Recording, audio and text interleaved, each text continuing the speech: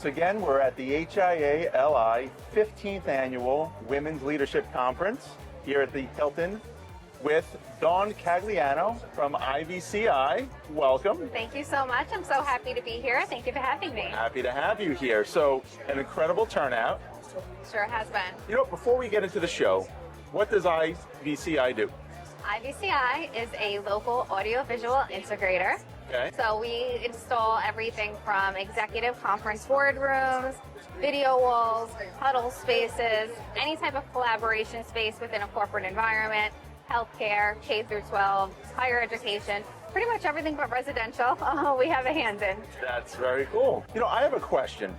On the news and just in general, in some of my circles, I'm hearing split things. Half the folks say it's very hard to hire people, and the people that are available to hire insist on working remotely. On the other side of that argument, I've heard employers want people back in the office. What are you seeing? So I am maybe of the unpopular opinion. I do like to have employees in the office. Okay. Not all of my employees. So we do have some nationwide employees. So they do work remotely. But at our HOPOG headquarters, we do prefer everyone to be in office. And the reason for that is I think that for collaboration to take place, it's best to do that in person. You know, I don't think anybody is going to be changing the world sitting alone in their living room. Right. You know, we're trying to be innovative and create spaces that connect people in a new way. And I think to do that, we have to do that by working together physically. Very cool. So how does that affect video conferencing and some of the tech that you employ? So it's a great question, because when you think about over the last few years, return to office has been the big push, right? So you have these return to office mandates where these large corporations are saying, come back. And then if you go on social media, you'll say, well, I came back into the office to sit in my cubicle and join a Zoom call sitting alone, right? That's very true, So yeah.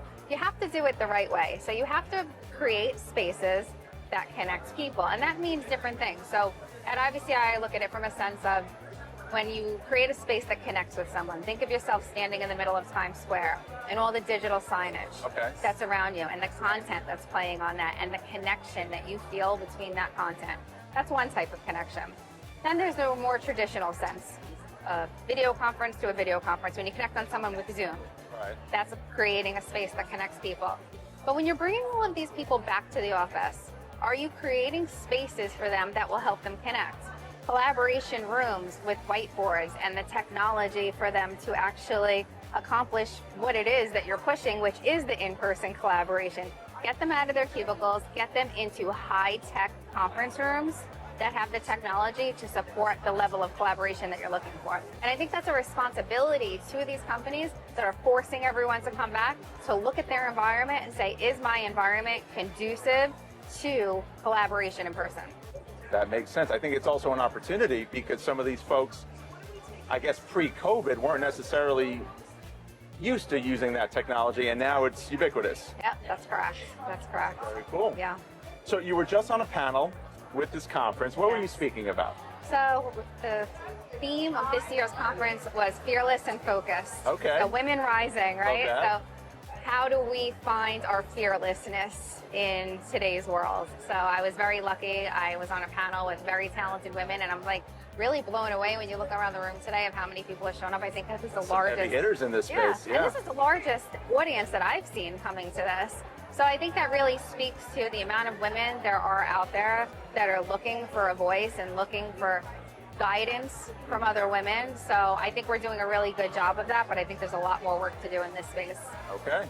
Are you seeing a lot of female-female collaboration from one company to the next? Absolutely. Absolutely. Even the women that I sat on the panel with, I met them 2 weeks ago, and I've already had a conference with at least one of them. Wow. To see how we can work together and how she can help me with something that I'm working through within my organization. Terrific. And I've seen some tables filled, some excited folks here. I saw a few tables of students here. What pearls of wisdom would you have to share with them? Well, it's funny because two of the students just came up to me. Get out. Oh, yeah, they did. And they were telling me the majors that they were going for. And one of them said that she was going for a marketing degree. Okay. She changed her mind in the last couple of years because of all of the expansions in AI. So she's now pivoted to a business administration or business management major.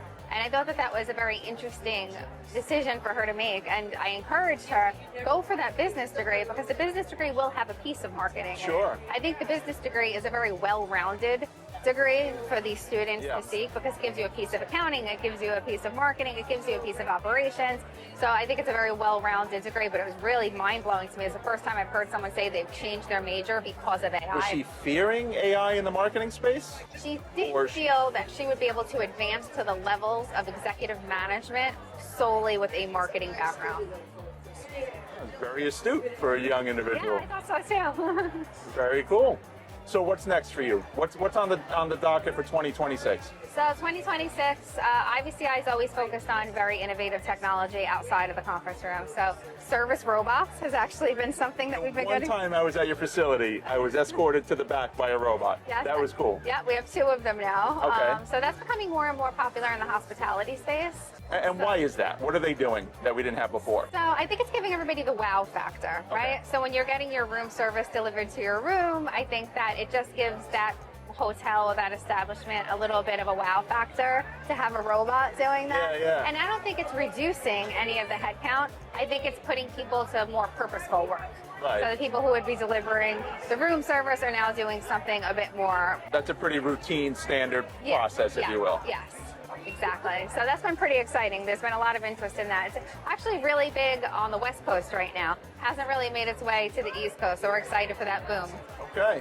And if people want to implement a robot, you guys are the ones to do it. Yep, IVCi.com. Give us a call. All right. Dawn, thank you very much. Thank you. It's great speaking with It you. was such a pleasure. Thank you so much.